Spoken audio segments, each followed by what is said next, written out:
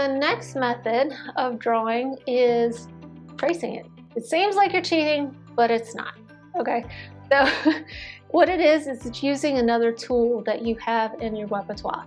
So for example, I hear a lot of times, I can't draw a straight line. Well, you know what the tool for that is? It's a ruler.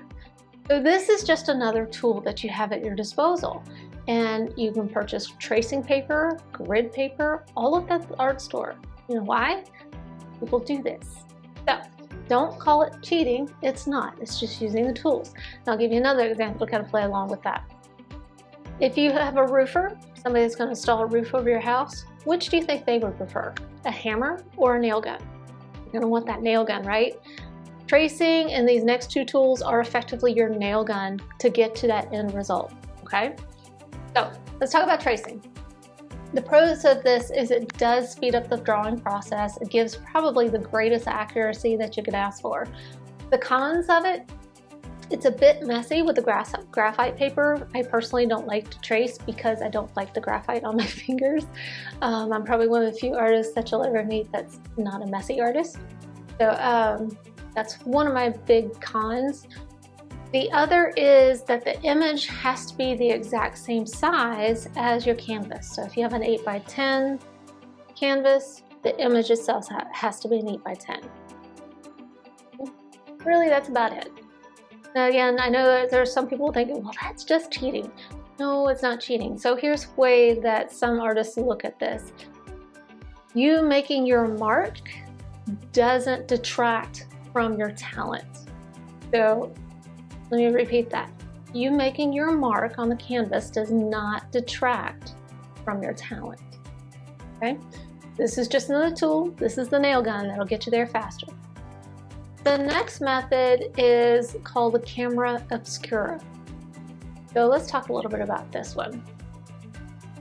The camera obscura, it is basically a device that uses optical lenses to bring in the light from the outside into a dark space and project the image onto the drawing surface in an upside down manner. This is something that's been around for the 1400s because scientists, astronomers, and so on, they use the camera, the lenses, to pull in images and light. And it was around about 1400s that they believed that the artists started using this. And if you think about the Renaissance era, that was like the marriage time of science and art. And so naturally, these artists would look to science to say, what additional tools can I use to bring my craft to light? And that's where kind of camera obscura came into play. So if we think about this today, camera obscura for us is more like a projector. And so I'm going to talk about it from the projector standpoint.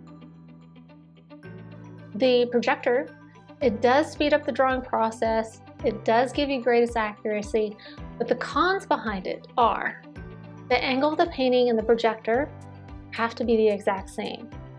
So let's think about that for a second. If I've got my easel here, my projector here, if my projector is slightly posted down like this, it's going to obscura the image and resulting in maybe like a big head and a little bitty body, which is cool for anime, but that's not what we're going for here, right? So that's one of the big cons for me, is that everything has to be exact. The other con for a projector is it has to be done at night. I'm not a night painter. I am a morning person. I love the light coming in through my studio. And as you can see in this image here, the camera obscura did require a dark room because the light source is being projected from the outside. So that's another con for me, is I'm just not a night painter.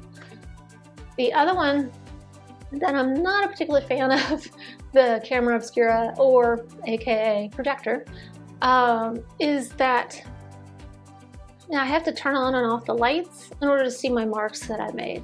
And so, you know, as you've got your projector going, it's a whole bunch of light, you're in a dark room, you gotta flip on and off the lights to see, you know, where your pencil marks are, okay? So the next one is called a camera lucida. So if you think about the camera obscura is pulling in the light from the outside and projecting it onto a surface that is on the wall. So both of them have to be you know, like this, perpendicular type thing. So with the camera Lucida, what happens is the image is being pulled in and projected down onto the table.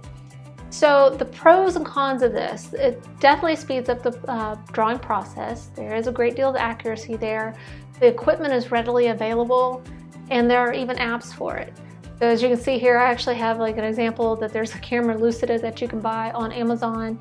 And then there's also the Osmo Masterpiece, which is a little app that you can add on to a children's iPad so they can start drawing and tracing quickly. And then also included in these notes is a link to an app that you can actually download to your tablet where it'll project the image that you have on your tablet.